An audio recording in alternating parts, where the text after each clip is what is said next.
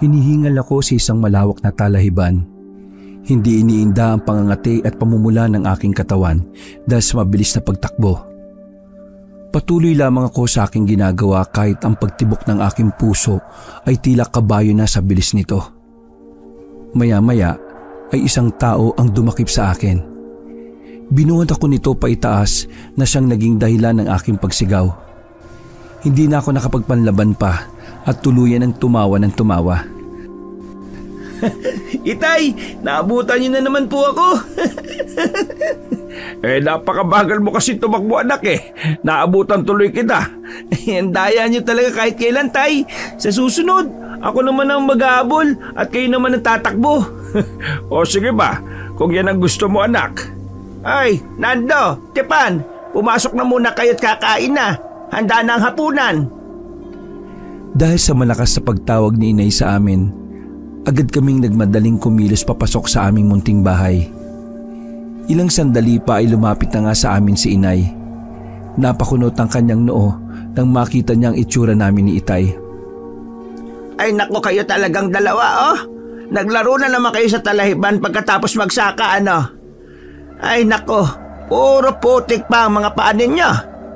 Mahal, huwag mo na kaming pagalitan ng anak mo at nagkakatuwaan lang naman kami. Nauunawaan ko naman yon, ngunit intindihin nyo naman sana ang mga sarili ninyo. Tingnan nyo ang mga damit ninyo, Nando, napakarumi. At ikaw naman, Tepan, mapula na naman ang katawan mo.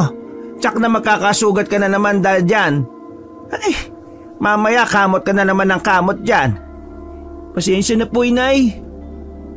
Napakamot sa batok na lamang si Itay habang patawa-tawa kay inay. O siya, sige na. Maglinis na kayo ng katawan niyo sa kubeta. Agad kaming sumunod ni Itay sa sinabi ni inay. Nang matapos kami ni Itay na maglinis ng aming katawan, agad kaming bumalik sa kusina. Naroong naghihintay naman sa amin si inay. O tara na, kumain na kayo. Opo, inay. Kanina pa po ako nagugutom Wow, ang sarap naman ng ulam natin, mahal. Aba, syempre naman. Niluto ko yan para sa inyo nitong anak nating makulit. Si inay talaga Pero salamat po, inay Tara po, kain na po tayo. Sandali lang pala anak. Kuha ka nga muna ng sili sa labas. Opo, Itay, sandali lang po. Ikaw ba, inay, gusto mo rin po ba ng sili? Ay, hindi na anak. Alam mo namang paiba-iba minsan ang gusto ko. Gawa ng dito na rin siguro sa kapatid mo sa tiyan ko. Minsan gusto na maanghang, minsan naman parang halos magkandasuka sa maanghang. Ay, ewan ko ba? Tapos kung ano-ano pa yung napaglilihan ko kung minsan. Ay, sige po, inay. Kukuha na lang po ako ng sili para kay Itay. Hapon pa lang naman noon, pero hindi ko din alam kung bakit parang nakaramdam na lang ako ng kakaiba. Basta na lang ako parang naiilang na lumabas. Yun bang pakiramdam ko, parang may nagmamasid sa akin.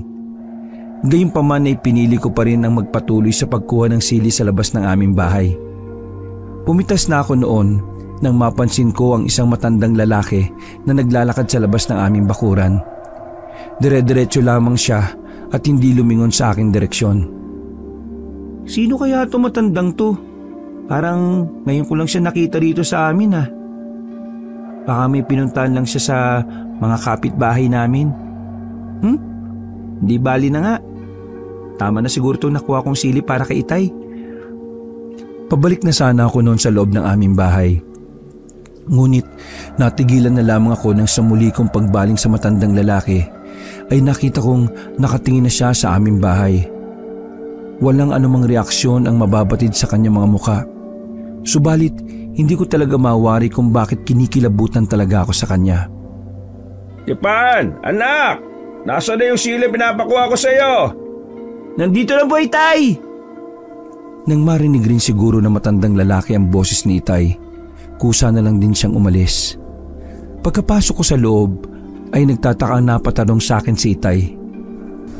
Oh, bakit ang tagal mo naman yata kumuha ng sili? Ano po kasi, Itay naglaro ka na naman siguro, hindi po, inay. Malamang, sigurado yan. Hindi po, Itay. May matanda po kasi sa labas eh. Tapos… Hindi ko na naituloy pa ang pagpapaliwanag. Pinutol na kasi ni inay ang mga sasabihin ko. Ay naku ka talagang bata ka. Sige na, kumain na tayo. Tama na yung mga pinagdadahilan mo. Habang kumakain tuloy kami noon, ay hindi ko maiwasang maisip ang itsura ng nasabing matandang lalaki na nakita ko. Kung minsan pa ay napapatigil na lamang ako sa pagnguya ko. Basta may kaunting kilabot talaga akong naramdaman sa kanya. O anak, bakit parang ang hina mo yatang kumain ngayon? Hindi mo ba nagustuhan ang niluto kong ulam? Hindi naman po inay, may iniisip lang po ako. Ano na naman ba yung iniisip mo? Yung matandang lalaki nga po kanina inay. Yung nakita ko po kanina sa labas nung kumuha ko ng sili kanina. Oh, ano naman ang meron doon sa matandang yon? Sino ba yon? Saka ano bang ginawa niya? Hindi ko rin po kilala inay eh. At saka wala rin po siyang ginawa. Basta ang sama po kasi ng tingin niya sa bahay natin eh. Ay naku anak, baka naman nagagandahan lang siya sa bahay natin o di kaya meron siyang nakitang kakaiba. Bilisan mo na nga lang kumain dyan. O paano, mauna na akong tumayo sa inyo ha anak. Bilisan mo na lang yan. Kinagabihan, pumesto muna ako sa harap ng aming bahay. Sa isang maliit na kubo-kubong naroon. Dito ko malimit magpalipas ng oras kapag wala akong ginagawa. Lalo na pagsapit ng gabi. Matatanaw kasi roon ang mga bituin at ang buwan sa kalangitan. Ay, sarap talagang tumambay dito. Payapa at sobrang ganda talaga ng kalangitan kapag gabi. Ba talaga ang buhay rito sa baryo?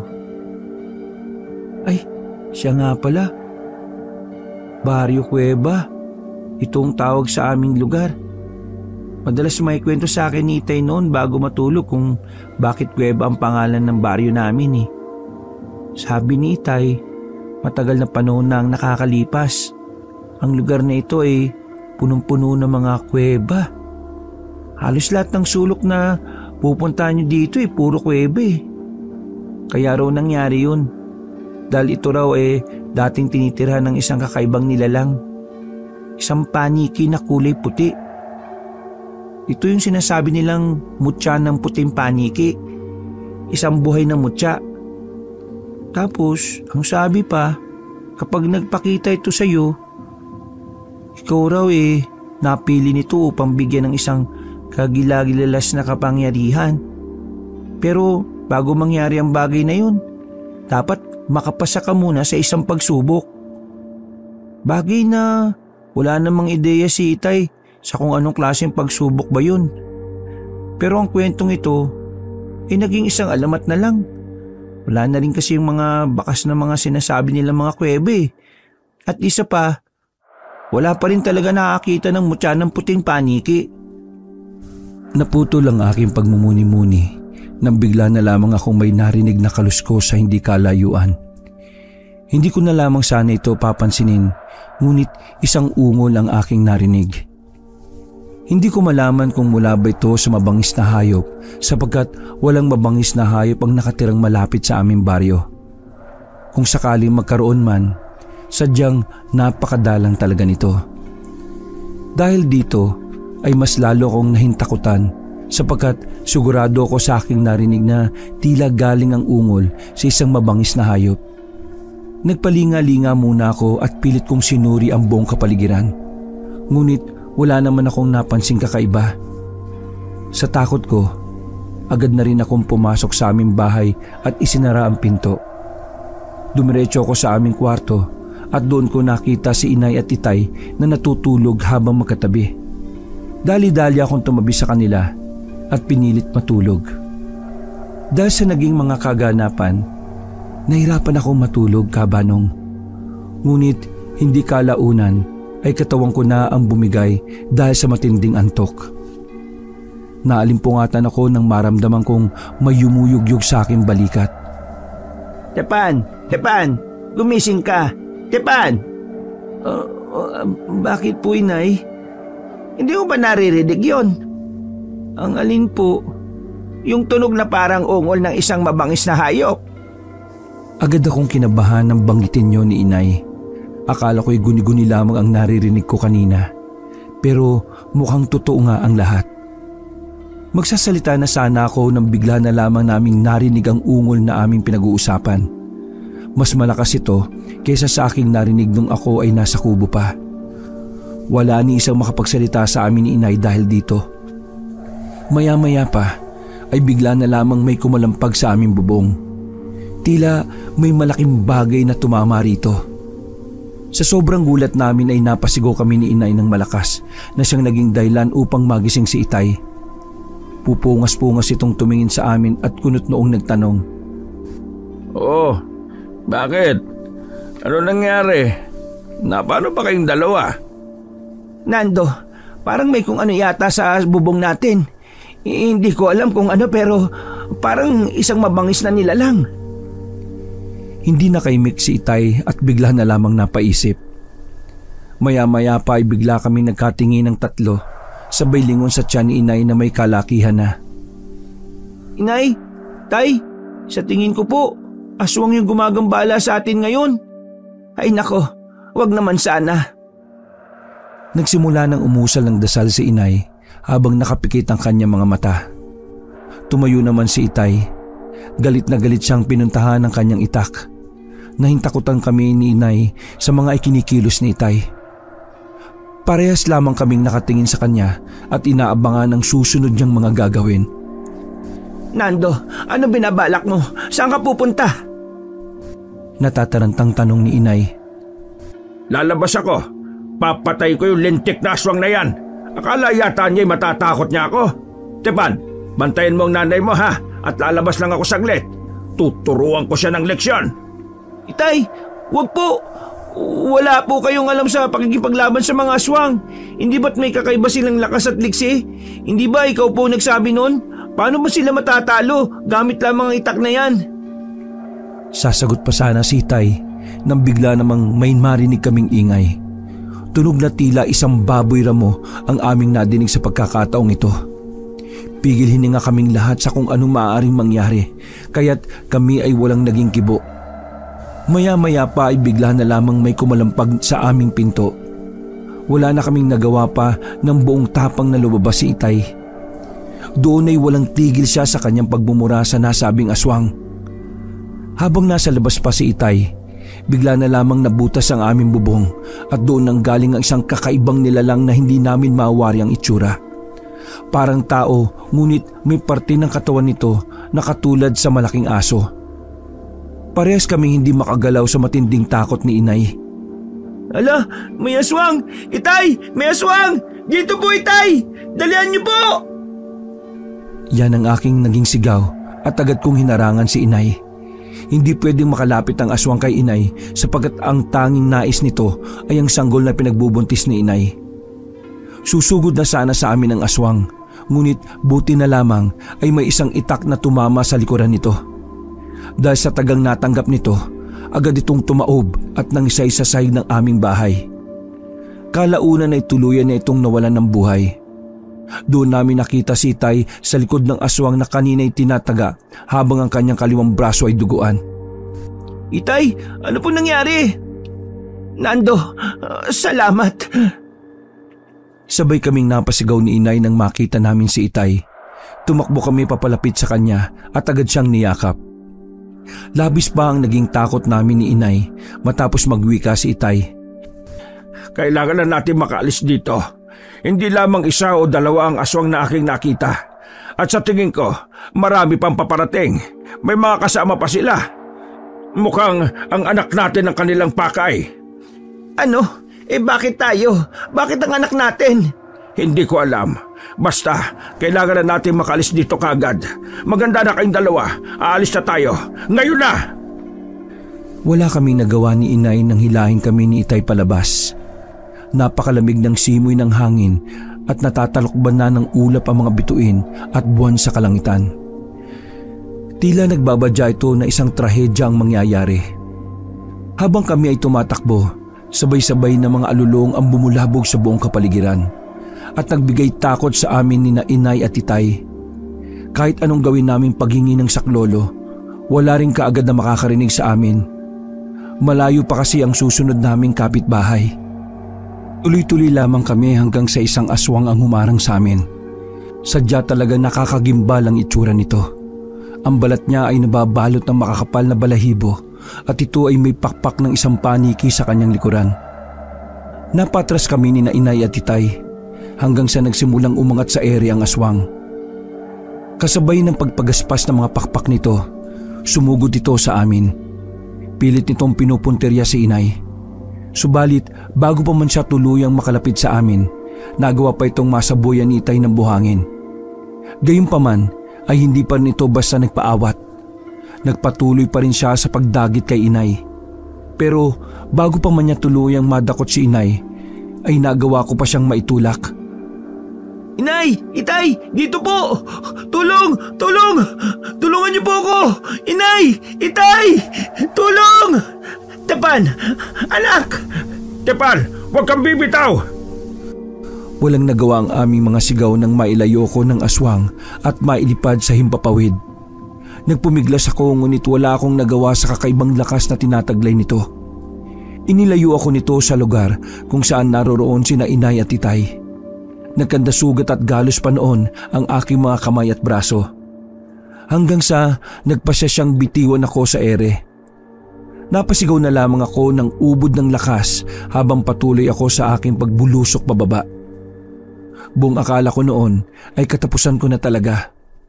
Ngunit tila dininig ng langit ang aking mga panaghoy sapagkat naramdaman ko na lamang na bumagsak ako sa isang malaking puno. Hanggang sa lumapag ako sa makapal na mga halaman. Nang magmulat ako, isang pasukan patungo sa isang kuweba ang sumalubong sa akin. Ni minsan ay hindi ko napansin ang kuwebang ito noon. Sinubukan kong umalis at hindi na pinansin ang kuweba. Ngunit kahit anong gawin ko, ay dito pa rin ang aking pagbagsak. Kahit anong ikot ko sa buong lugar, ang kuweba pa rin na aking nakita ang sumasalubong sa akin.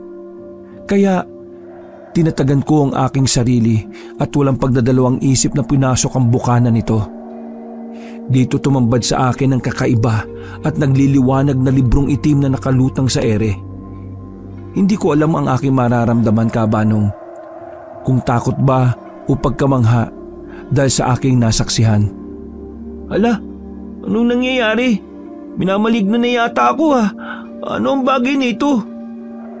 Bagyang napatras pa ako noon sa hindi ko matukoy na dahilan kung bakit bigla na lamang akong nagkaroon ng interes sa bagay na nasa aking harapan. Lalapitan ko na sana ang nasabing bagay nang isang nakakabinging sigaw ang nagpahinto sa akin. Napataklob ako sa aking dalawang tenga noon.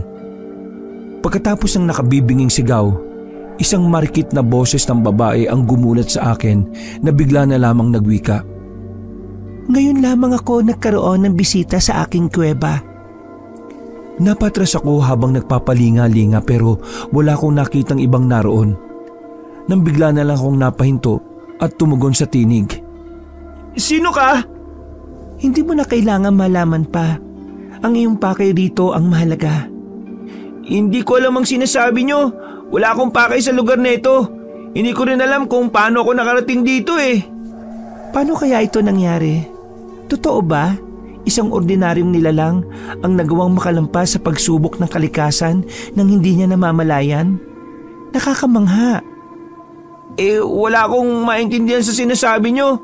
Maaari mo na lang ba akong tulungan na makalis sa lugar na ito? Ang tanging problema ko lang hindi ako makalis sa lugar na ito eh. Mangyaring narito ko na rin lamang at nagawa mong makapasa sa pagsubok kahit hindi mo alam ang dahilan. Dapat mapasa iyo ang kapangyarihan. Ano pong ibig niyo sabihin? Anong kapangyarihan yung sinasabi niyo? Marahil ay nakita mo na ang kakaibang libro sa iyong harapan. Anong meron sa kakaibang librong yun? Ang kakaibang librong yun ay makakapagbigay sa iyo ng kagilagilalas na kapangyarihan. Ano? Ano po ba yung sinasabi niyo? Hindi talaga kita maintindihan eh. Saka ano ba yung tinutukoy mong kapangyarihan? Basta kapangyarihan, bagay na maaari mong gamitin sa mga kaaway. Alam ko na hinahabol kayo ngayon ng pamilya mo ng isang angkan ng mga aswang. Paano mo nalaman ang tungkol sa bagay na yan? Hindi na mahalaga kung paano ko ito nalaman. Ang mahalaga ay makakatulong ang kakaibang libro na nasa iyong harapan upang tulungan ang iyong mga magulang at kapatid na nasa sinapupunan pa lamang. Sige po, pero paano? Paano ko matutulungan ang kakaibang librong sinasabi nyo? Sabihin nyo! Kumalma ka muna, batang paslit.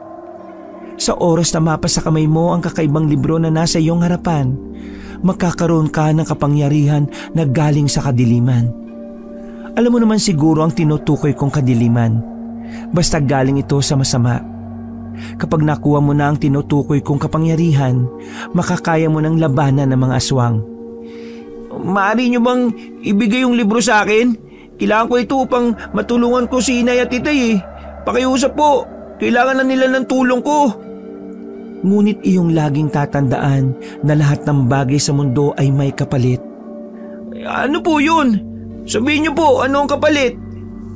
Sa oras na magkaroon ka ng kapangyarihan na galing sa kadiliman, mawawala ka sa katinoan at puro pagpatay lamang ang pupuno sa iyong isipan. Lahat ng may buhay na iyong masilayan, mga aswang, mga hayop o kapwa-tao, lahat sila pwede mong maging biktima, kahit mga inosente pa sila. Hindi ako nakasagot ng dahil sa sinabi sa akin ng misteryosang nilalang. Hindi ko maaaring ipagpalit ang katinuan ng aking isipan para lamang sa kapangyarihang yon. Maaaring kapahamakan pa ang maidulot ko sa halip na makatulong kina inay at titay. Kaya isang matinding desisyon ang nabuo sa aking isipan. Nakapagdesisyon na ako. Hindi ko tatanggapin yung kakaibang libro na yan. Gusto ko lang naman makalis sa lugar na ito eh. Basta, ibalik niyo na lang ako sa kanila. Kamangha-mangha. Ngayon lamang ako nakatagpo ng isang tao na mas pipiliing lisanin ng lugar na ito na hindi bitbit ang librong yan. Tunay ngang kamangha-mangha ka. Ano ang nagtulak sa iyo na huwag tanggapin ang kapangyarihan na aking handog? Gaya ng sinabi nyo, walang kasiguraduhan kung ako ay makakatulong sapagkat mawawala sa akin ang aking katinuan. Hindi ko rin kayang pumuslang ng mga inosenteng nilalang. Mas pipiliin kong iligtas si Nainay at Titay gamit lamang ang lakas ko kaysa gumamit ng kapangyarihan na maaaring maging dahilan pa ng kanilang pagkamatay. Binabati kita, batang paslit. Nagtagumpay ka sa aking pagsusulit. Pagkatapos sabihin ng misteryosong nilalang ang mga katagang yon, ang kakaibang libro sa aking harapan ay luminaw ng sobra na siyang naging dahilan ng aking pagkasilaw. Napatakip ako ng aking mga mata ng dahil dito. Nang mawala ang nakakasilaw na liwanag, agad ko ring tinanggal ang takip ng aking mga mata. Tumambad sa akin ang isang kakaibang paniki sapagkat ito ay kulay puti. Teka, kulay puting paniki? Nagsasalita ka? Sandali, hindi marito. Ikinagagala kitang makilala, batang paslit. Ako si Kibat, ang mutya ng Baryo Cueva sa loob ng mahabang panahon. Ni isa ay walang nagtagumpay sa pagkuha ng aking kapangyarihan at ikaw pa lamang ang kauna-unahan. Mutya ng puting paniki? Ako nga, batang paslit. Pero paano? Ang akala ng lahat ay hindi ka totoo sapagkat ni isang kuweba wala kaming makita sa aming baryo. Sinadya ko talagang itago ang mga kuweba sa lugar na ito. Nung una ay nakikita pa ito ng mga ordinaryong taong kagaya mo. Nang matuklasan nila ang tungkol sa kapangyarihang makukuha nila sa loob nito, bagay na sana ipagkakaloob ko. Marami sa kanila ang nagtangka. Sa sobrang kasakiman pa ng iba, ay nakuha pa nilang magpatayan para lamang dito. Hanggang sa pinili ko na lamang na itago ng tuluyan ng mga lagusan ng kuweba.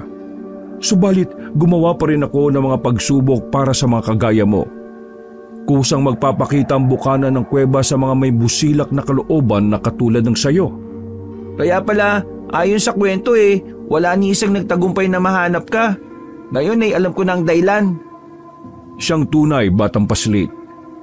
Ngayon, lisanin mo na ang lugar na ito kasama ng aking basbas at kapangyarihan. Nawa ay matulungan mo ang iyong pamilya. Hindi na ako nakasagot pa kay Kibat nang biglang sinakop ng liwanag ang buong lugar. Napamulat ako nang bigla kong maramdaman ang pagdampi ng malakas na hangin sa aking balat. Dito ko napagtanto na ako ay bumalik sa oras kung saan inilipad ako ng aswang na muntik nang dumagit kay inay. Nagulat ako nang may biglang boses akong narinig sa aking isipan. Huling pagkakataon mo na ito, batang paslit. Huwag mo na sana itong sayangin. Natagpuan ko na lamang ang aking sarili sa bukana ng kaninang kuweba. Subalit sa pagkakataong ito ay wala na roon ang butas nito. Nang ako ay makabangon muli sa pagkakahiga, agad akong nagsimulang tumakbo. Hindi ko maipaliwanag ngunit tila nakakakita ako sa madilim at naging sensitibo at malakas ang aking pandinig. Hindi ko man makita sa malayuan ngunit naririnig ko ang mga aswang. Marami sila. Naririnig ko bawat yapak at tininga nila. Hindi rin nagtagal, natagpuan ko na ang aking hinahanap. Napalingon ako sa kanan nang marinig ko roon ang boses ni inay at titay. Sa wakas, makakahinga na ako ng maluwag. Ligtas pa rin sina inay at titay. Agad kong pinuntahan ang direksyon kung saan sila naroroon at madali ko rin naman silang natanaw. Inay! Itay! Tipan! Tipan, anak ko, mabutit ligtas ka! Tumakbo ako papunta sa kanila at agad ko silang niyakap. Ganon din naman ang kanilang ginawa sa akin. Panay lamang ang pag-iyak ni inay dahil sa matinding pag-aalala sa akin. Anak, ano nangyari sa iyo? Paano ka pala nakatakas sa aswang na dumagit sa iyo? Inay, wala na po tayong oras kaya hindi ko masasabi sa inyo ngayon to. Narinig ko po silang lahat eh. Malapit na po nila tayong matuntun. Tara na po, kailangan na po natin magmadali. Teka anak, naririnig mo sila? Ibig mo bang sabihin nakuha mo ba yung kapangyarihan ng mutya ng puting paniki? Kung hindi ako nagkakamali, isa yan sa mga kapangyarihan ng mutya. Nagulat ako dahil sa naging tanong ni Itay. Hindi ko lubos maisip kung paano niya nalaman ang tungkol dito. Itay, paano niyo po nalaman? Anak, ang angkan natin ang nakakaalam ng mutya ng puting paniki.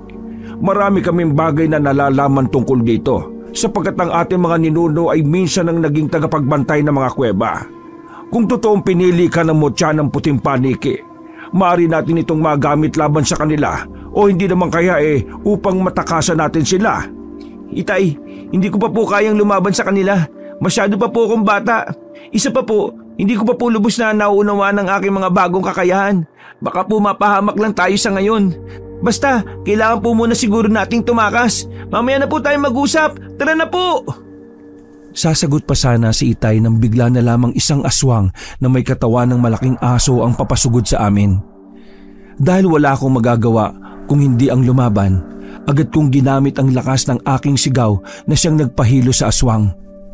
Kita ko kabanong kung paano siya mataranta habang pilit na tinatakpan ng kanyang mga tenga. Nang makita ni Itay ang dulot ng aking nagawa, agad niyang nilapitan ang aswang na yon at pinagtatataga. Talagang hindi niya ito tinigilan hanggang sa tuluyan na itong malagutan ng hininga.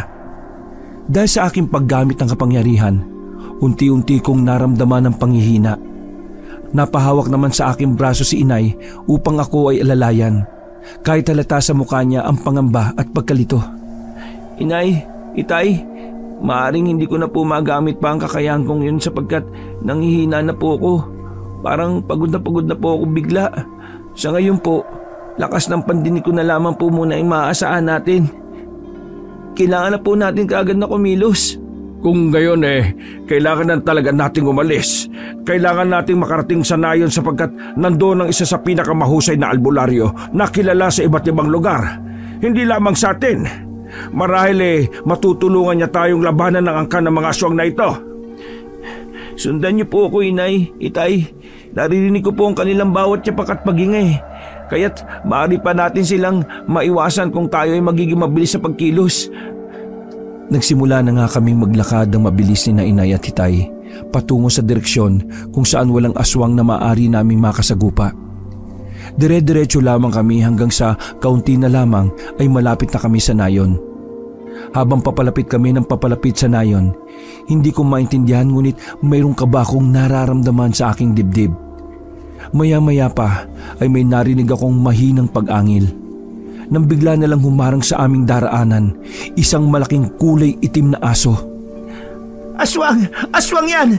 Bilis! Tumakas na tayo! Dali! Bilisan nyo! Sandali lang, mahal. Huwag ka matakot. Nandito ako. Poprotektahan ko kayo. Matapang na wika ni Itay habang masinihigpitan niya ang pagkakahawak sa kanyang itak. Ako naman ay napatayo na rin sa harapan ni Inay.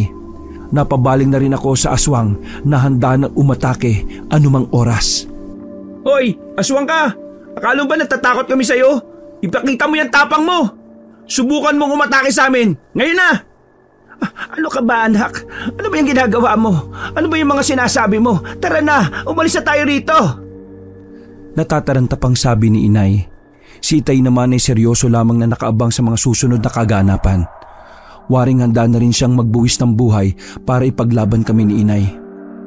Akmang pasugod na sana ang aswang, subalit bago pa man ito tuluyang makagalaw, ay mas naging maagap ako sa kanya. Dagli ko siyang inasinta ng nadampot kong bato sa aking harapan. Bagay na matagumpay ko namang nasapol ang kanyang kanang mata. Sa labis na sakit ay narinig pa namin ang malakas nitong pag-angil. Udyat na talagang ininda niya ang nagawa kong pag-atake. Hahabulin pa sana siya ni Itay ng itak, ngunit bigla na lamang itong kumaripas ng takbo, papalayo sa amin. Kaya wala na rin kaming sinayang na mga sandali pa. Muli na kaming nagpatuloy para maghanap ng kung sino mang magsasaklolo. Itay, bakit parang ayaw po nila tayong tulungan? Wala po bang mga tao sa lugar na to? Hindi ko rin alam, anak. Siguradong natatakot din sila sa mga aswang. Baka hindi rin sila nagtitiwala sa atin. Ano ba, mahal? Hindi ko na kaya. Pagod na ako. Hanggang kailan ba tayo tatakbo? Sandali lang, mahal. Dito muna kayong dalawa. Magpahinga ka muna rito sandali. Ako na muna ang lalapit sa bahay na yon. Dumiretso si Itay sa pinakadulong bahay kubo. Saka sinubukan niyang kumatok ng kumatok. Subalit walang sino man ang tumutugon sa kanya. Pare-parehas mang pagod na pagod, ngunit dali-dali pa rin kaming naglakad hanggang sa matuntun namin ang isa pang bahay. Sa kabutihang palad naman ay may tao sa bahay na ito. Isang matandang babae na nagpakilalang si Aling Claring ang nagbukas sa amin at kaagad kaming pinapasok sa loob ng kanyang bahay. Nang makapasok kami ay pinaupo namin si Inay sa may upuan at pinainom ng tubig. Habang nagsisimula makipag-usap naman si Itay tungkol sa mga nangyayari. Aling Claring, nais naming humingi sa inyo ng tulong. Hindi mo na kailangan pang isalaysay lahat sapagkat kanina ko pa kayo hinihintay. Hindi ko alam kung pare-pareho natin tong matatakasan sa lugar na ito. Ano pong ibig niyo sabihin, Aling Claring? Ngayon ko lamang ito napagtanto, ngunit ang nayong ito ay maraming lihim na nakatago.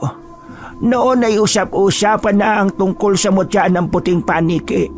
Ngunit lingid sa kaalaman ng lahat ang totoong dahilan kung bakit narito ang mutya. Hindi ko po kayo maintindihan. Tipan, alam kong nasa iyo ang mutya ng puting paniki. Ang totoong dahilan kung bakit din napadpad dito ang mutyang yan ay upang puksain ang angka ng aswang sa lugar na ito. Yan sana ang bagay na makapagliligtas sa nayong ito. Kung inyong mapapansin sa kwento ng ilan, nang bibiktima ng mga buntis sa ibabang baryo ang mga aswang. Magtatanong pa sana si Itay nung dumaing si Inay na pagod na at sumasakit ang kanyang buong katawan. Kaya't wala siyang nagawa kundi puntahan si Inay.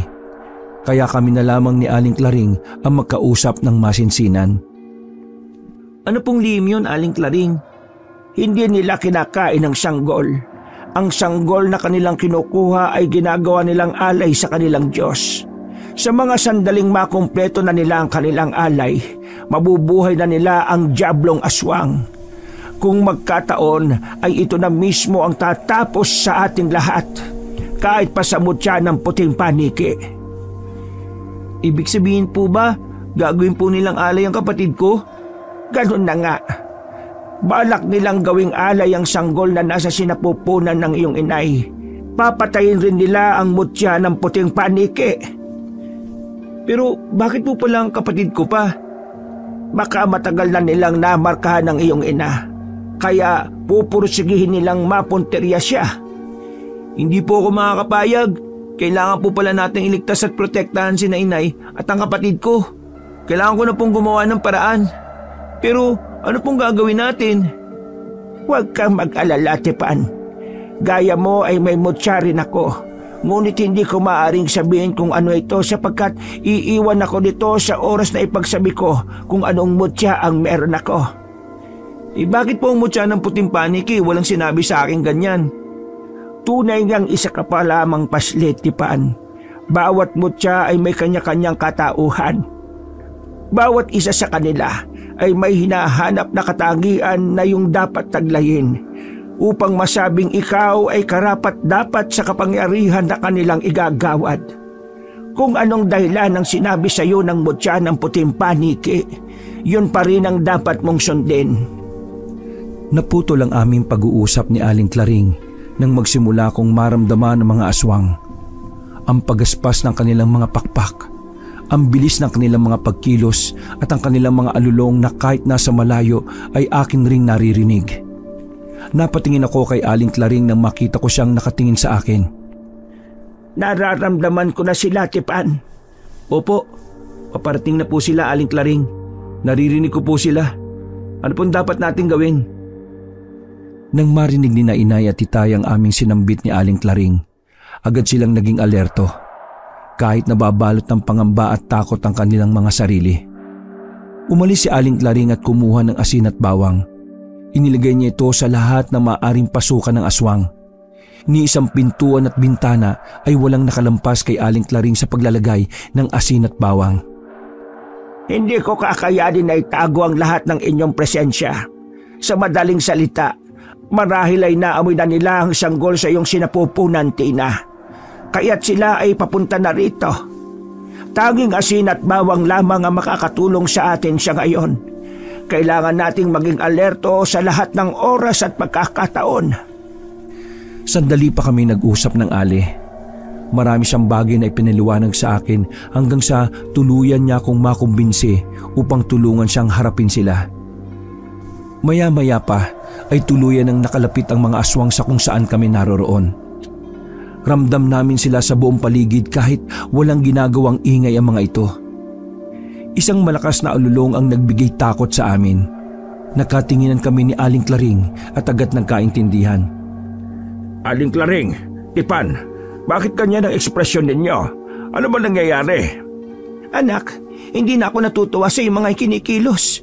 Huwag na huwag mong balaking lumabas. Dito ka lang sa loob. Inay, Itay, wala na po tayong magagawa. Nung oras na tinanggap ko ang kapangyarihan na ito, isang mabigat na responsibilidad po ang naging pasan-pasan ko sa aking balikat. Kailangan ko rin pong kumilos para harapin ang mga aswang. Kung hindi po ako kikilos, mapapahamak po tayong lahat. Mamaya niyo na kausapin si Tipan. Kailangan naming maghanda upang lumaban. Ang alulong na yon, hindi yon galing sa isang pangkaraniwang aswang.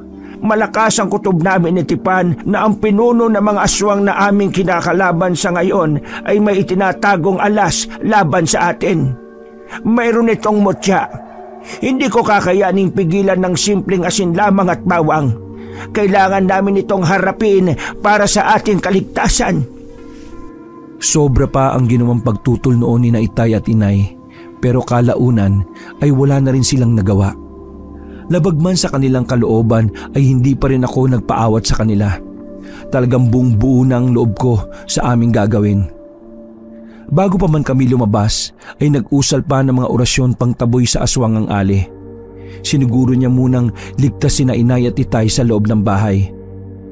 Itay, Inay, huwag niyo na pong balakin na ako ipigilan pa. Nakapagdesisyon na po ako at gagawin ko po ito para sa inyo at sa kapatid ko. Huwag po kayo masyadong mag-alala sapagkat babalik po ako kasama po ni Aling Claring. Naglapit kami ni Aling Claring at nagdesisyon na lumabas ng bahay. Nang makalabas na, doon namin natagpuan ang sinasabing angkan ng mga aswang. Sadya talaga akong kinalabutan sa aking mga nakita. Hindi ako makapaniwalang totoong-totoo pala talaga ang kanilang pag-iral. Sa pagkakataong ito ay hindi lamang sila isa, bagkus ay higit pa sa 10. Sa kanilang gitna ay nakatayo ang mas nakagigimbal na nilalang. Isang aswang na mabalahibo katulad nila, subalit ang isang ito ay namumukod tanging may sungay. Sa makatuwid, ito ang kanilang pinuno. Hindi man namin tahasang nakikita ang kanyang enerhiya, subalit parehas naming ramdam ng Ali ang lakas nito. Tipan, alam kong hindi mo pagganap na nagagamit ang kabuuan ng kapangyarihan ng mutya ng puting paniki. Kung kaya't nais kong suportahan mo ko gamit ang asin at bawang na iyong daladala. Hindi mo maaaring abusuhin ng iyong katawan at ang kapangyarihan na ibinigay sa iyo sapagkat maaaring ang kapalit nito ay ang mas matinding panganib. Tumango ko kay Aling Claring upang ipakita na naiintindihan ko ang kanyang sinasabi. Ginamit ko ang talas ng aking pandinig upang alamin ang direksyon ng lahat ng aswang na pasugod sa amin, kahit na hindi na sila hagip ng aking paningin. Gamit ang kakaibang talas ng aking pandinig, natuntun ko ang mga pasugod na aswang sa amin at agad silang sinabuyan ng asin at bawang. Bagyang nasusunog pa ang kanilang balat na tila inaapuyan, kaya't ipinagpatuloy ko ang aking ginagawa. Eto ba? Ayan! Eto! Tanggapin niya yan! Isa ba? Sige, sugod! Isa ka pang hayop ka! Etong sa'yo! Mag-iingat ka, Tipan! Maging alerto ka! Opo, Aling Claring! Kayo rin po! Sa kanan niyo po! Inag! Isang mabilis na aswang ang umatake sa nasabing direksyon. Sa kabutihang palad ay naalerto rin si Aling Claring, kaya nagawa nitong masalag ang matatalas nitong kuko. Sabay balibag ng Ali sa aswang na sumalakay sa kanya. Doon ay sinundan niya pa ito ng ilang pang mga pag-atake. Susubukan pa sanang tulungan ng isa pang aswang ang kanilang kauri, ngunit mabuti na lamang ay nagawa ko rin itong masapol sa kanyang muka gamit ang asin at bawang. Sandali pang umusal ng dasal pang tigalpo si Aling Claring, saka itinutok ito sa aswang na papasalakay. Dahilan kaya naantala ang kanyang paggalaw, saka napaigtad bagay na sinundan ko ng pagsaboy ng asin at bawang. Ano? Kaya mo pa? Sige! Bangon dyan! Umatake ka ba? Anong ginagawa mo, Tipan? Atakihin mo na siya gamit ang itak sa iyong tagiliran! Sandali muna ako natigilan sa mga tinura ng Ali. Parang nawala na lamang akong bigla sa aking ulirat. Medyo nakaramdam kasi talaga ako ng matinding pagkailang sa aking dapat gawin. Marahil ay hindi pa kasi ako sanay na pumaslang ng nilalang na may buhay. Tipan, ano ba? Gumising ka riyan! Kilos! Bago pa man ako tuluyang makagalaw, ay mabilis akong dinaluhong ng katapat kong aswang. Mabuti na lamang talaga at nakaalalay pa rin sa akin si Aling Claring, kaya nagawa pa rin niyang akong mailigtas mula sa pag-atake nito. Nakita ko na lamang ang pagbagsak ng aswang na yon sa aking harapan. Tipan, kung hindi buo ang loob mo, tanggapin mo na lang ang kamatayan nating lahat. Tanggapin mo nang wala ka ng mga magulang at kapatid. Patay na tayong lahat. Nagising na lamang ako matapos kong marinig ang mga katagang binitiwan ng Ali. Kaya't pilit kong tinatalasan ang aking pakinamdam at maingat na nag-abang sa mga susunod nilang pag-atake sa amin. Parehas namin pinoprotektahan ni Aling Claring ang isa't isa. Sa likuran niyo po, Aling Claring! Umilag po kayo! Etong sa'yo, animal ka! Eto pa! Tanggapin mo ito! Magkakasunod na atake ang pinakawalan niya sa aswang na nasa kanyang harapan. Ako naman noon ay nagpatuloy pa rin sa aking mga ginagawa. Patuloy kong inaatake ang mga aswang na nagtatangka sa amin. Saboy lamang ako ng saboy ng mga asin at bawang sa kung saang may aswang. Aling Claring, mukhang nababawasan na natin sila, pero mukhang hindi pa kumikilos yung pinuno nila, oh. Oo, Tipan. Kaya kailangan natin maging mas alerto. Batidyang may tangan din tayo mga mutya. Malamang na nag-iingat lamang siya. Ang isa pa, Tipan, huwag kang basta makakampante. Bakit po, Aling Claring? Hindi po ba kayang-kaya naman po natin sila? Ilan na rin po sa kanila napatay natin. Hindi, Tipan. Ano mang oras, baka madagdagan pa sila. Baka parating na rin ang iba pa sa kanila. Ano po? Mas marami pa po sila? Paano na lang po pala tayo? Magpapatuloy pa sana kami sa pag-uusap nang biglang tumawa ng malakas ang kanilang pinuno. Nakakatawa naman kayong panoorin. Nagagawa niyo pa talaga mag-usap. Sa tingin niyo ba ay may magagawa pa kayo? Sa tingin niyo ba ay mapipigilan niyo pa ang aming ninanais? Tumimik ang demonyo ka! Sa tingin mo ba kakayanin mo rin kami? Akala mo ba hindi namin alam na natatakot ka? Akala mo ba hindi namin alam ang kahinaan mo? Sinubukan kong sabihin yon para alamin ang ekspresyon ng kanyang muka kung makakadama ba siya ng kahit kaunting pagkailang man lang. Subalit sa halip ay tumawa lamang ito ng ubod lakas at nanatili pa rin sa kanyang pagkakatayo. Naroong taimtim lamang siyang nanunod sa aming pakikipaglaban sa kanyang mga kauri. Maya-maya pa ay naubos na ang asin at bawang sa aking bulsa at agad na napasulyap kay Aling Claring. Sa patuloy na labanan ay namangha ako sa aking nasaksihan. Si Aling Claring halos kasing lakas at liksi ng mga aswang. Kitang-kita ko kung paano siya nakipagsabayan sa mga ito at kung paano niya napapatay ang ilan sa mga sumusugod sa kanya. Duguan at sugatan na siya, subalit patuloy pa rin siya sa kanyang pakikipagtunggalian sa kanila. Hindi ako makapaniwala sa kapangyarihang kayang ibigay ng isang mutya. Halos lahat ng nakakasagupan ni Aling Claring ay walang laban sa kanya. Pupuntahan ko na sana at tutulungan si Aling Claring nang marinig ko ang matalas na bagay na paparating sa akin, kaya ako ay nakailag. Nang tingnan ko kung ano yon, isang punyal na tila gawa sa kuko ang biglang napatusok sa lupa. Hinanap ko kung saan ito nagmula at doon ko nakita ang isang aswang na imbis na mahabang kuko ang nasa mga daliri ay mas nagmukha pang mga punyal ang mga ito. Naganda ako nang makita ko itong pasugod sa akin. Sa totoo lamang ay wala akong laban dito dahil sa bata pa lamang ako. Kung kaya't anuman ang mangyari ay nakahanda pa rin ako. Dahil sa talas ng aking pandinig, nagagawa ko muling iwasan ang mga pagsugod nito. Nagkaroon ako ng problema nang hindi lang isang aswang ang sumugod sa akin. Kahit anong talas pa ng pandinig ko, kung masyadong mahina naman ang aking katawan upang umiwas, ay baliwala rin. Hindi maaari ito. Kailangan ko pang mas mag-ingat. Kailangan ko silang labanan. Hindi ako dapat matalo. Ililigtas ko pa si Nainay at Itay. Hindi ako basta susuko. Naghihintay na lamang ako na may mauna sa dalawang aswang na pasugod sa akin nang biglang humarang sa akin si Aling Claring at agad na sinakalang dalawang aswang na nagtatangkang sumugod sa akin. Inikot niya ang dalawang aswang at agad inihagis na siyang naging dahilan ng pagtama ng mga to sa pader ng isa sa mga bahay. Dahil sa lakas ng pagtama ng mga ito, nabagsakan sila ng mga tipak ng bato. Tipan, sinasabi ko na sa iyong mag-ingat ka. Isang pagkakamali mo lang, mawawalang sa isa ang pakikipaglaban natin ito. Patawad po, Aling Claring. Magpapasalamat pa sana ako kay Aling Claring nang isang napakabilis na nilalang ang bigla na lamang sumulpot sa harapan ni Aling Claring at siya ay sinakal. Walang nakapansin sa amin sa bilis ng pag-ataking yon. Doon namin nakita ang pinuno ng angkan ng aswang na aming kalaban. Ang aswang na may sungay ng kambing at nagtataglay rin ng mutya. Nahihirapan na si Aling Claring huminga dahil sa lakas ng pinuno ng angkan ng aswang. Hindi ko maaaring hayaang mamatay rito si Aling Claring. Kahit alam kong maaari akong manghina, agad kong ginamit ang aking kakayahan na magpasugod ng puwersa o enerhiya sa pamamagitan ng pagsigaw. Nang sumigaw ako patungo sa direksyon nito, hindi man lang ito gumalaw ng kahit isang atras man lamang. Ngunit nang ibigay ko ang lahat ng lakas na meron ako, bigla na lamang itong napaatras. Waring kahit papaano ay nagawa ko siyang masaktan ng bahagya. Bagay na sinamantala naman ni Aling Claring.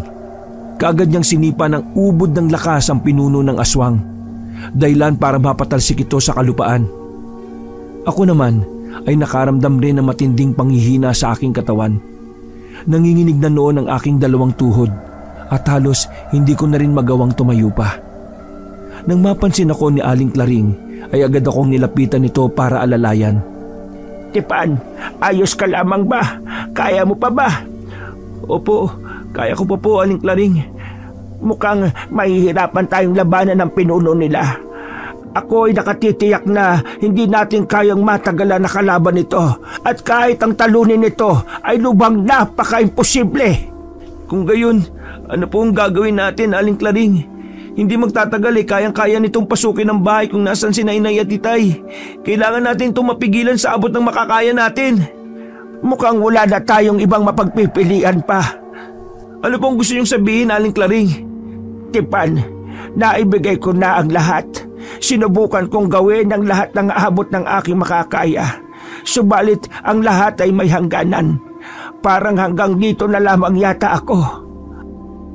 Ako may labis pa ring naguguluhan kay Aling Claring. Ngunit naging malinaw na lamang ang lahat matapos kong makita ang dugo sa kanyang ilong. Sinubukan niya pa itong pahirin ng kanyang kamay, subalit ilang sandali lamang ay dumugo ulit ito. Nakalawit na rin ang kanyang dila at pikit na rin ang kanyang isang mata. Punong-puno na rin ng mga galos at sugat ang kanyang buong katawan. Habang nagkandasira na rin ang kanyang maalikabok na kamiseta at palda. Hindi pa man niya sabihin ang tunay na dahilan, subalit agad kong nabatid na naabutan niya ang limitasyon ng kanyang katawan. Unti-unti nang nawasak ng epekto ng kanyang mutya ang kanyang sariling pangangatawan. Hindi ko pa man lubos na nakakasama si Aling Claring, ay labis akong nakaaramdam na matinding awa sa kanya. Kitang-kita ko kung paano niya ibigay ang lahat-lahat ng kanyang makakaya para lamang sa amin ni na Itay at Inay. Hanggang sa wala akong kamalay-malay na bigla na lang naglandas ang mga luha sa aking mga mata. Wala akong humpay sa aking biglang pag-iyak. Lalapit sana ako sa kanya upang yakapin siya at para na rin magpasalamat. Subalit bago pa man ako makahakbang ay nakita ko mabilis na pagsugod ng pinuno ng mga aswang sa akin. Nakita ko pang umusal ng kung anumang dasal si Aling Claring. Saka sinalubong ang nasabing pinuno. Tipan, bilisan mo. Tumakas na kayo. Ako nang bahala rito. Bilis! Pero, Aling Claring, tanggapin mo na ang ating pagkatalo. Hindi natin siya kaya. Kaya ako na ang bahala rito. Tumakas na kayo. Bilisan nyo!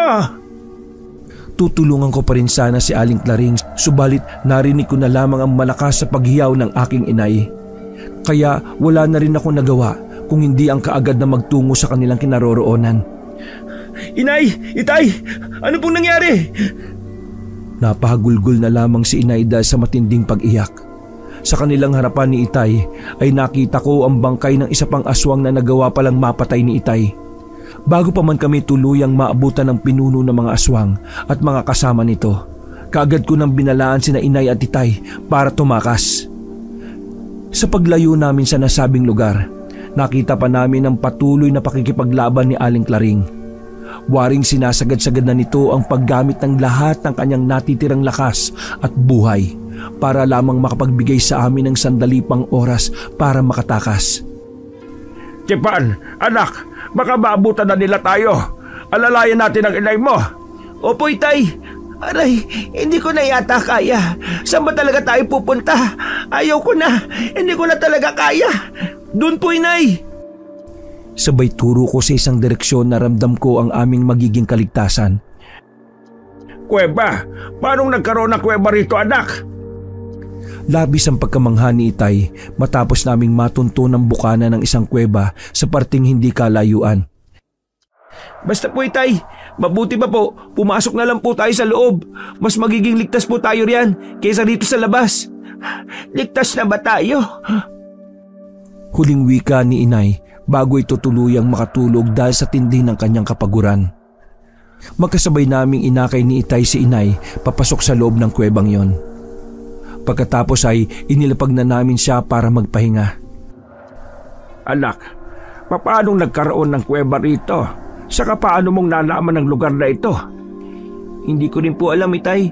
Pero baka po may kinalaman din po ito sa mutya ng puting paniki. Marahil po ay sinubukan niya po tayong iligtas. Mutya ng puting paniki. Mukhang tama ka nga yata, anak. Imposible kasi talagang magkaroon ng kuweba sa lugar na ito nang hindi namin nalalaman. Mukhang narito tayo ngayon sa isa sa mga lihim na kuweba. Opo, Itay. Tama po kayo. Patuloy lamang kami noon sa pag-uusap ni Itay. Si Inay naman ay mahimbing lamang sa kanyang pagtulog. Sandali lang, anak. Ligtas ba talaga tayo rito? Opo, Itay. Sa ngayon po ay wala po akong nararamdamang anumang panganib. Paano ka naman nakakasiguro, anak? Hindi ko rin po alam, Itay. Basta nararamdaman ko lang po. Salamat naman kung ganon. Siya nga pala, anak. Wala bang makakain dito? Ginutom kasi ako sa kakatakbo at pag-alalay rito sa inay mo. Mukhang wala po rito sa loob ng kuweba.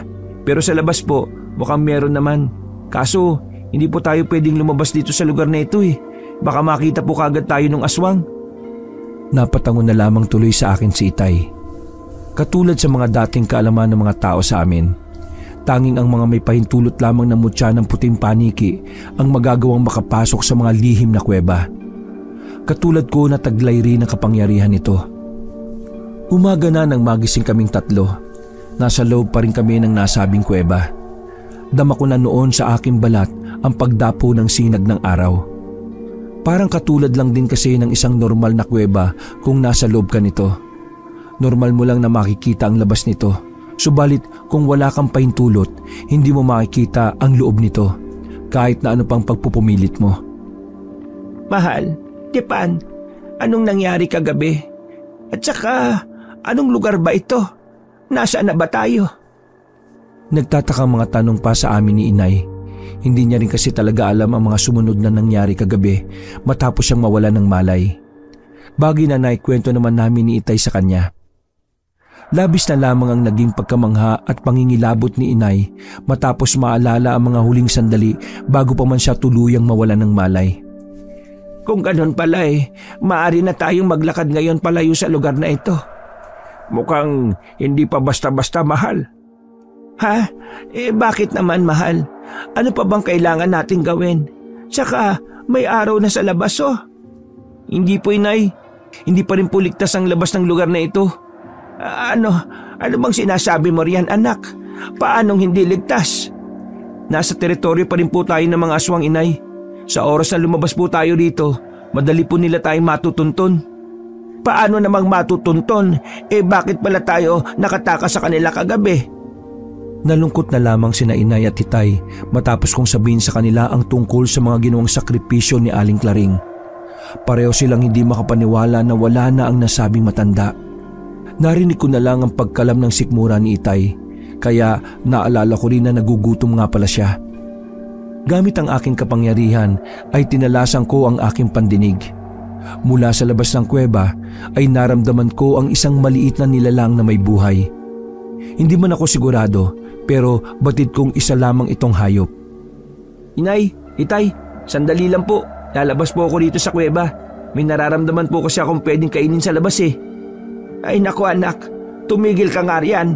Baka mapahamak ka pa lalo sa mga binabalak mo. Mabuti pa'y maghintay muna tayo ng isa pang araw. Hintayin muna natin silang magkasaawa sa paghahanap sa atin. Siguradong titigil rin sila. Hindi po, Inay. Alam pa rin po nilang narito lang po tayo sa loob ng isang lihim na kuweba. Hindi lang po talaga nila tayo direktang nakikita. Alam pala nilang nandito tayo, bakit lalabas ka pa? Oo nga naman, anak. Tama ang Inay mo. Pabaya mo na. Titiisin ko na muna siguro itong gutom ko. Mukhang kaya ko pa naman Ako na pong bahala, Inay, Itay. Papakiramdaman ko munang maigi kung may aswang sa paligid. Basta, madali ko naman pong malalaman kung may malapit sa kanila Ilang minuto pa ang lumipas bago ko sila nagawang parehas na makumbinse. Iniwan ko lamang sila sa loob ng kuweba, habang ako naman ay nagsisimula na sa aking ginawang pakikiramdam. Nang matanto kong ligtas sa labas, nagsimula na akong tuntunin ang kaninang aking nararamdaman. Laking pasasalamat ko nang matagpuan ko ang isang ligaw na baboy ramo. Sa wakas ay may pangpalipas na kami ng gutom para sa buong maghapon ng araw na yon. Ala anak, saan mo naman nakuha ang baboy ramo na yan? Oo nga anak, ang galing mo. Diyan lang po sa malapit, Inay, Itay.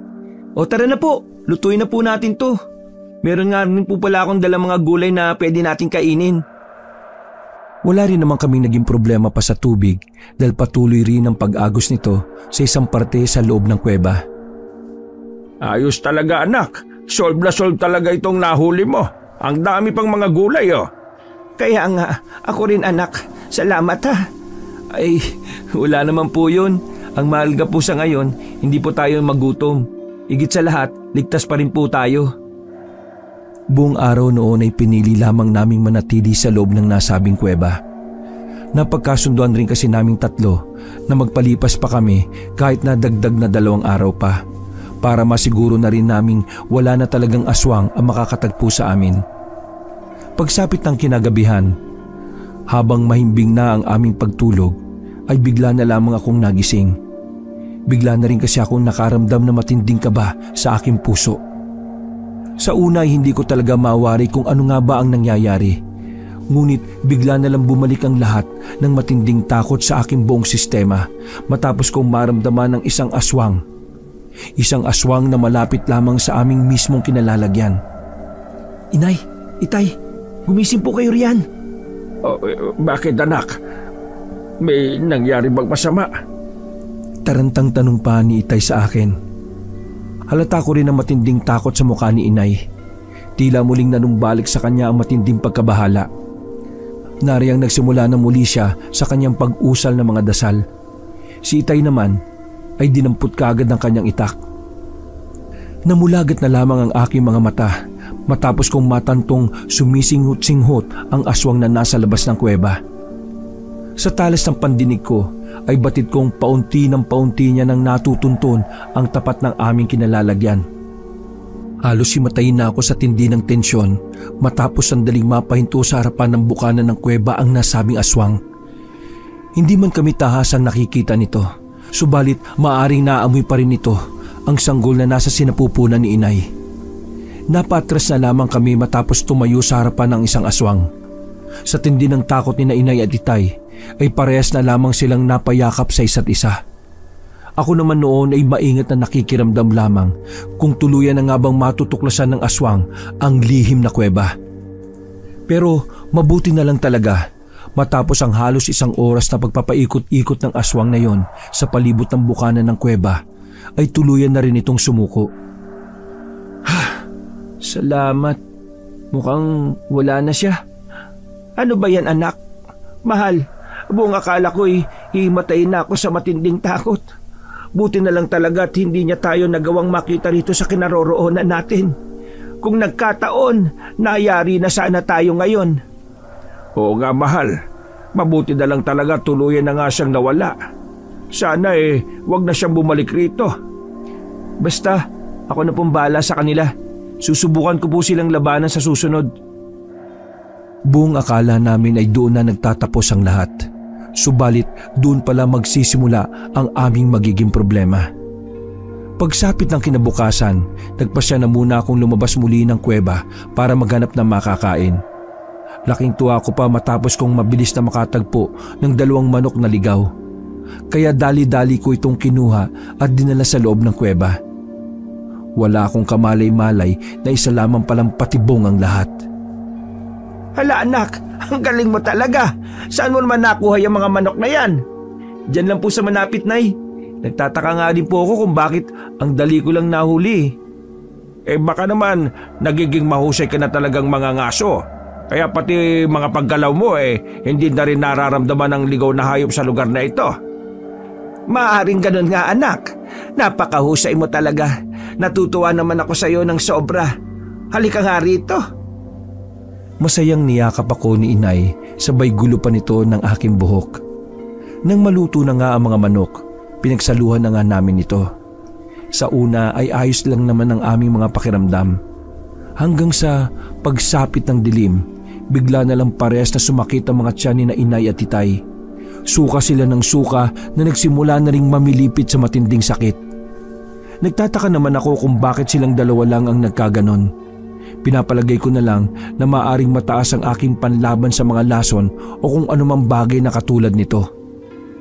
Nang maalala kong 2 manok na kinain namin kanina ay nagkaroon na ako ng masamang hinala. Maaring nahulog kami sa kanilang ginawang patibong. Maaari ring may kaugnayan ng nakita naming aswang sa labas ng kuweba at ang mga bagay na yon. Inay, Itay, sandali lang po Lalabas lang po ako para humanap na maaring pangluna sa inyong dalawa. Pagkalabas ko sa bukana ng kuweba ay bigla na lang akong natigilan sa aking kinatatayuan. Talagang hindi ko inaasahan ng mga kaganapan sapagkat mula sa palibot ng nasabing lugar, naroong nagkalat ang ilang mga aswang. Galit na galit sila habang nasa anyo sila ng kanilang pagkaaswang. Sa paglibot ko pa ng aking paningin, mas lalo kong nabahala. Mula sa isang banda kasi ay naroon rin ang kanilang pinuno. Tumatawa ito ng ubod ng lakas.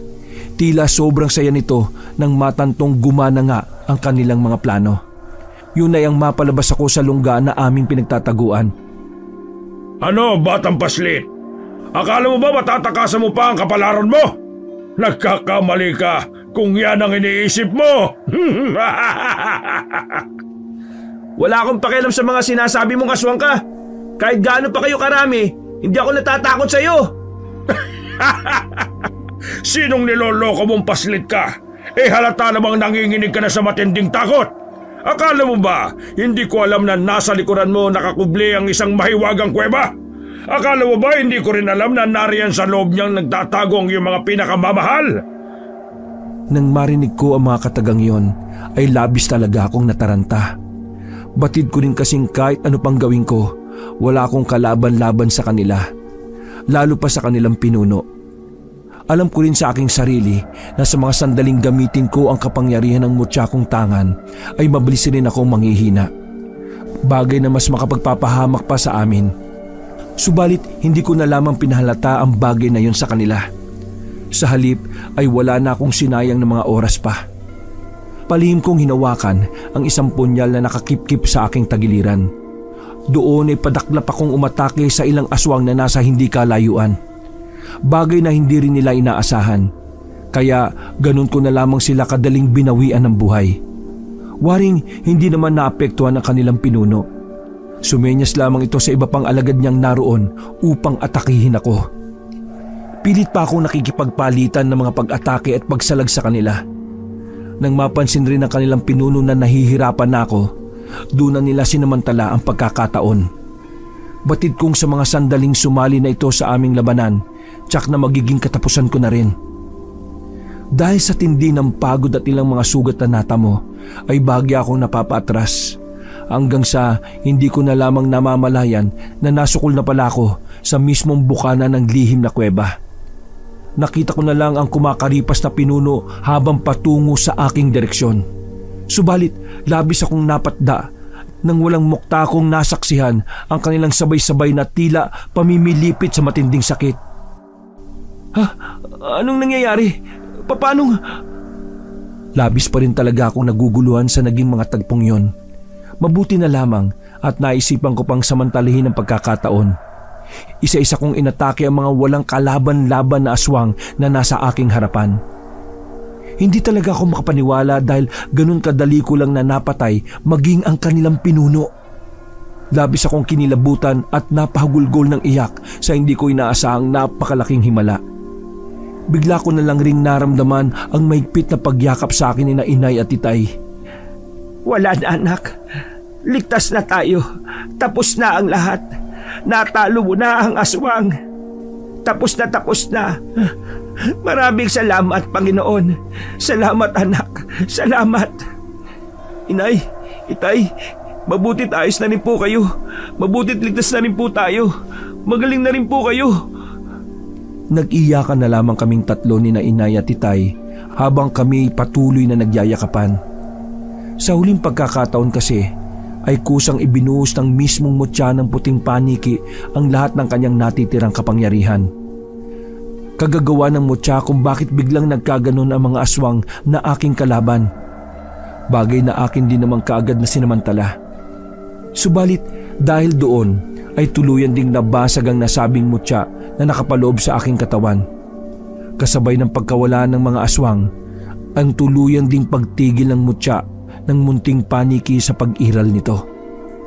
Sa makatuwid, isinakripisyo ng aking mutya ang lahat para lamang mailigtas kami ni na inay at itay.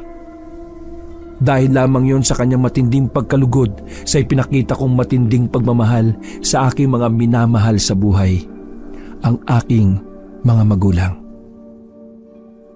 Wakas,